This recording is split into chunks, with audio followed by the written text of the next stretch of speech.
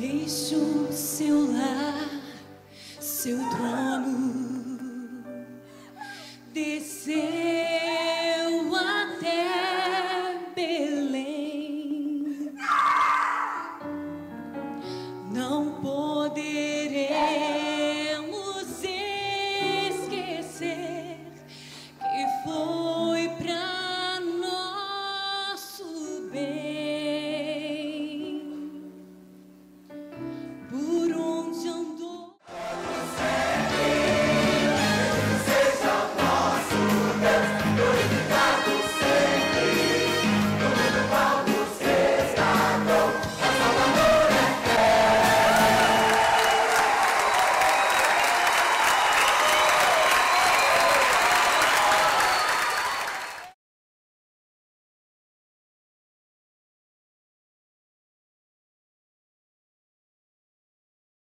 Louvado seja o nome de Jesus. Se assente por um instante. Vem cá, pastora Ana. Pastora Ana tem ainda algo para falar nos nossos corações. oh, glória a Deus! Como não se regozijar diante de uma cena dessa, né, queridos? Isso tudo foi por mim e por você. Jesus morreu por mim e por você. Deixa eu falar uma coisa para vocês. Tão importante quanto saber que Jesus Cristo morreu e ressuscitou é entender o propósito de tudo isso. Amém? Por que Jesus precisou morrer por mim e por você? Porque Ele teve que pagar tão alto preço? Porque Ele teve que morrer morte de cruz? Isso é o que deve estar diante dos nossos olhos. Eu sei que chama a nossa atenção a coroa de espinhos, os pregos nas mãos, os pregos nos pés. Eu sei que tudo isso mexe muito com a gente, mas nós não podemos perder diante dos nossos olhos a razão de tudo isso. Por que Jesus precisou morrer? Para a gente entender isso, a gente precisa voltar muitos anos antes da morte de Jesus. A gente precisa voltar lá para o princípio de todas as coisas. Quando Deus criou toda a terra por meio da sua palavra, dizendo: haja luz, então houve luz. Haja separação entre as águas, e assim aconteceu. E no sexto dia de criação, Deus teve a brilhante ideia.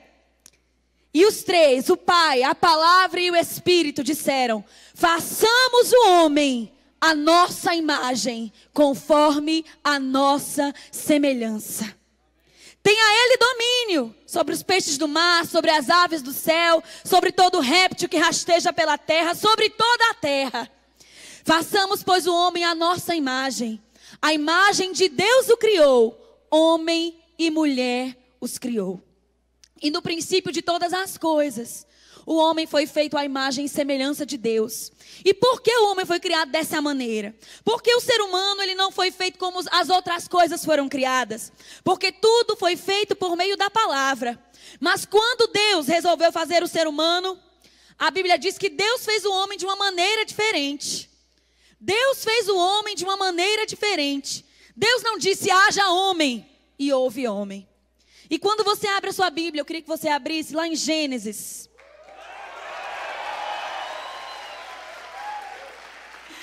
Aleluia! Lá em Gênesis, no capítulo 2. Deus é maravilhoso. Gênesis capítulo 2, do versículo 7. Esses versículos que eu citei para vocês estavam no capítulo 1 de Gênesis, especificamente capítulo 1, versículo 26 e versículo 27. Só que nesses versículos do capítulo 1, a gente não entende com tanta clareza como de fato Deus fez o homem. No versículo 26 e 27 do capítulo 1, a gente percebe simplesmente Deus tendo a brilhante ideia de criar o homem à sua imagem e semelhança. Amém? Mas quando chega aqui no capítulo 2 de Gênesis, no versículo 7, a gente tem uma visão um pouco mais clara de como, de fato, Deus criou o ser humano. E a Bíblia diz assim: Então formou o Senhor Deus ao homem do pó da terra e lhe soprou nas narinas o fôlego de vida, e o homem passou a ser alma vivente. Sabe, querido, na criação do ser humano, Deus literalmente colocou a mão na massa. O homem foi formado pelas próprias mãos de Deus. Ao criar todas as coisas, Deus disse: haja e houve. Mas quando ele foi criar o homem, o ser criado à sua imagem e semelhança, o ser que ele chamaria de filho, ele fez o homem com as suas próprias mãos. E o corpo do homem foi feito do jeito que ele é hoje. Eu sei que nos filmes, nos desenhos, a gente é levado a acreditar que era um bonequinho de massa, como a gente faz. Não é assim? Mas Deus fez o corpo do homem com a riqueza de detalhes que ele possui. Cada órgão, cada veia, vasos capilares, cada fio de cabelo foi tecido, foi criado, foi feito pelas próprias mãos de Deus. E ali, aquele boneco inanimado, Deus vai e sopra dentro daquele corpo que foi formado do pó da terra a sua própria vida, a sua própria essência, a sua própria natureza. Então o ser humano, este ser que foi criado pelas próprias mãos de Deus, ele recebeu a vida do próprio Deus. A vida do ser humano é a vida do próprio Deus, que foi soprada dentro dele. E por que Deus criou o homem dessa maneira? O homem, ele tem um diferencial que as outras coisas que foram criadas não possuem, que é a vida do próprio Deus. O homem é um ser espiritual, amém? E por que Deus nos fez assim, amados? A gente só vai entender essa verdade quando a gente olha lá para João, capítulo 4, quando Jesus está ali naquele poço de Samaria com aquela mulher, e ela pergunta acerca da adoração, e Jesus responde para aquela mulher: vem a hora e já chegou, onde os verdadeiros adoradores adorarão ao Pai em espírito e em verdade. Sabe por quê em espírito e em verdade? Ele explica: porque Deus é espírito. E o homem foi criado um ser espiritual, na mesma categoria de Deus, com a mesma vida de Deus, com a mesma natureza de Deus, para ter comunhão com Deus. O propósito do homem ter sido criado dessa maneira foi para que ele pudesse se relacionar com Deus, com o seu Pai. Com o seu Pai. Amém, amados? Então o homem foi criado dessa maneira para poder se relacionar com Deus, para poder adorar a Deus. Lá em Efésios, no capítulo 1, versículo 12, diz que nós fomos criados para o louvor da glória de Deus. Então o propósito da existência humana não é outro, senão viver para o louvor da glória de Deus. Você foi criado com esse propósito, com essa finalidade. Foi para isso que você nasceu. Talvez você perca isso um pouco de foco diante das coisas da vida, diante dos afazeres, diante das suas obrigações, diante da obrigação de ter que estabelecer uma família, constituir uma casa, cuidar dos seus filhos, mas você não pode perder isso diante dos seus olhos. Você nasceu para o louvor da glória de Deus. Por isso o homem foi criado um ser espiritual, para poder se relacionar com Deus. E a gente conhece a história da humanidade. A gente sabe que Deus havia dado uma ordem ao homem, que ele não comesse do fruto do conhecimento do bem e do mal. O homem peca, desobedece.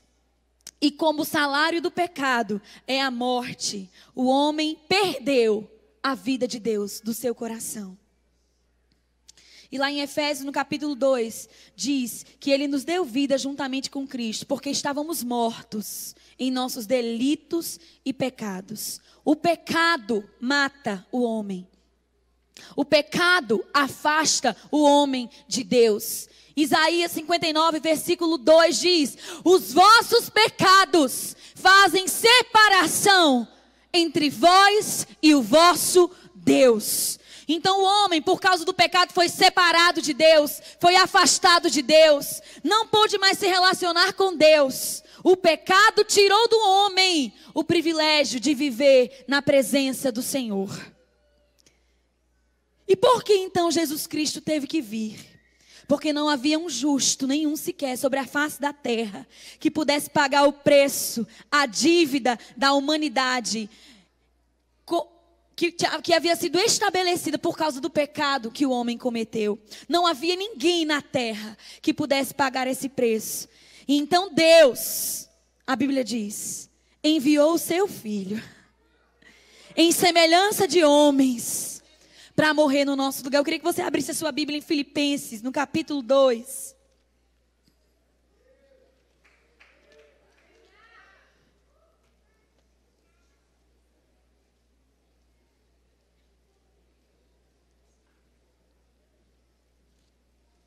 Filipenses, no capítulo 2, a partir do versículo 5.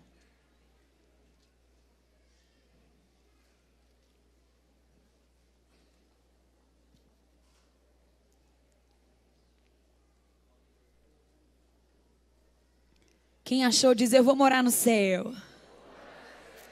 Quem não achou diz, eu vou também. E diz assim: tende em vós o mesmo sentimento que houve em Cristo Jesus. Que sentimento foi esse? Que sentimento foi esse que moveu o coração de Jesus a se dar por mim e por você? Pois ele, subsistindo em forma de Deus, não julgou como usurpação o ser igual a Deus. Antes, a si mesmo se esvaziou, assumindo a forma de servo, tornando-se em semelhança de homens, reconhecido em figura humana, a si mesmo se humilhou, sendo obediente até a morte e morte de cruz. Jesus deixou o céu, deixou a sua glória, deixou a sua posição de Deus, foi reconhecido em figura humana, se tornou homem. Quantos aqui concordam comigo que deixar de ser Deus, se tornar homem, é uma queda muito grande? É uma mudança muito grande. É uma mudança muito drástica. E eu quero que você tenha isso muito claro diante dos seus olhos, amado. Para que você saia daqui hoje convicto de que você é muito valioso para Deus. Que Deus te ama tanto que pagou um preço deste tamanho para te ter de volta na presença dEle. Deus se tornou homem. Deus se tornou homem, recebeu um corpo, recebeu uma natureza humana, foi tentado, teve fome, teve sede, teve sono. Com que propósito? Para morrer nessa cruz por mim e por você. Por que Jesus não morreu de uma outra maneira? Porque ele morreu na cruz. Porque morrer na cruz era morrer como maldito. Era a pior morte que existia naquela época. Morrer já era ruim, mas morrer na cruz era pior ainda. E Deus havia dito: maldito todo aquele que for pendurado no madeiro. Jesus deixou de ser Deus, se tornou homem. E no final de tudo, ele se tornou maldição por mim e por você. E no momento que ele foi pregado nessa cruz, ele experimentou uma realidade que até então ele não conhecia. Ele foi desamparado por Deus. Ele disse: Deus meu, por que me desamparaste? E eu, amados, durante muito tempo, me questionei acerca disso. Como que Deus desampara Jesus, seu filho, no momento em que ele mais precisa? E eu não entendia que a razão de Jesus ter sido desamparado por Deus é porque aquele que não conheceu o pecado foi feito pecado por nós, para que nele fôssemos feitos justiça de Deus. Ele precisou se tornar pecado para que você se tornasse justo diante de Deus. Esse foi o preço exigido pelo seu resgate. Esse foi o preço exigido para que você voltasse à presença de Deus, para que hoje você pudesse estar aqui neste lugar, levantando mãos santas, sem ira e sem contenda para Ele. Esse foi o preço. E eu quero te dizer, querido, o teu preço já foi pago. A tua dívida já foi paga. O inocente, o justo, já morreu no seu lugar. E ele morreu para que você tenha vida e vida em abundância. Nunca mais se esqueça dessa cena. Essa morte aqui não foi em vão. Essa morte aqui não foi em vão. E a Bíblia diz que depois que ele foi obediente até a morte, morte de cruz, depois que o preço foi pago, depois que a dívida foi paga, Deus o exaltou sobremaneira. Deus ressuscitou Jesus dos mortos e o fez assentar nos lugares celestiais, muito acima de principados e potestades. E hoje ele está assentado à direita de Deus, esperando um dia quando ele vai se levantar daquele trono e vai voltar para buscar uma igreja santa, gloriosa, sem pecado, sem mancha, sem mácula. E eu quero que você saiba, querido, que ele morreu para te dar vida, para te dar saúde, para te dar uma esperança, para te dar um futuro. E eu não quero que você saia daqui nessa noite. Eu não quero que você saia daqui deste lugar sem entregar a sua vida para Jesus. Sem dizer, Jesus, não foi em vão que você morreu naquela cruz por mim. Eu te recebo. Eu aceito o seu sacrifício. Eu reconheço que a sua morte foi para que eu tivesse vida. E eu quero entregar o meu coração para você. Quantos aqui nessa noite ainda não fizeram isso e querem levantar a sua mão e dizer, Jesus, não foi em vão que você morreu. Eu quero entregar a minha vida para você. Eu queria que você viesse aqui na frente. Eu queria que você viesse aqui diante dessa cruz e entregasse a sua vida para Ele. Vem agora. Vamos ficar todos de pé. Vamos ficar todos de pé. E eu queria que você viesse aqui na frente. Levante sua mão e vem aqui. Vem aqui. Depois que ele morreu, no terceiro dia ele ressuscitou. E no terceiro dia, a pedra do sepulcro rolou. E lá chegou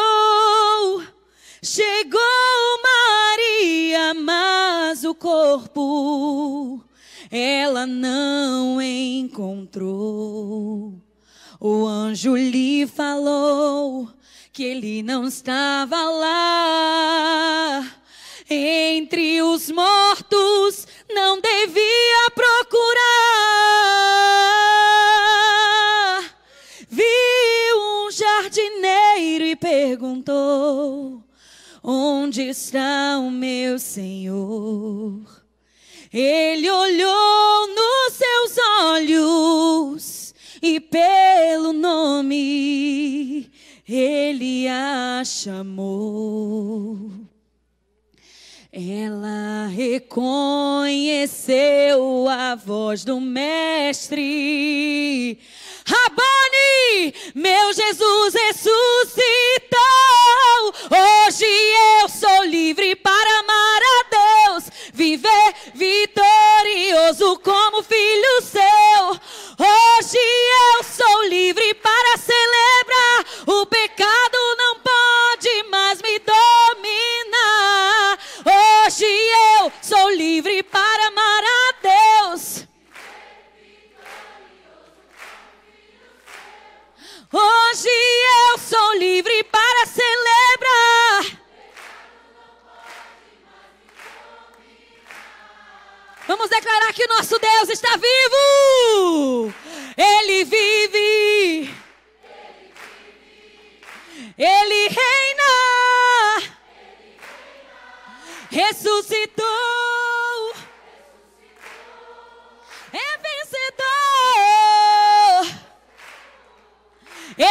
sentado sobre o trono. Só Ele é digno de todo louvor, de todo louvor. Hoje eu sou livre para amar a Deus, viver vitorioso como filho seu. O pecado não pode mais. Eu sou livre. Hoje eu sou livre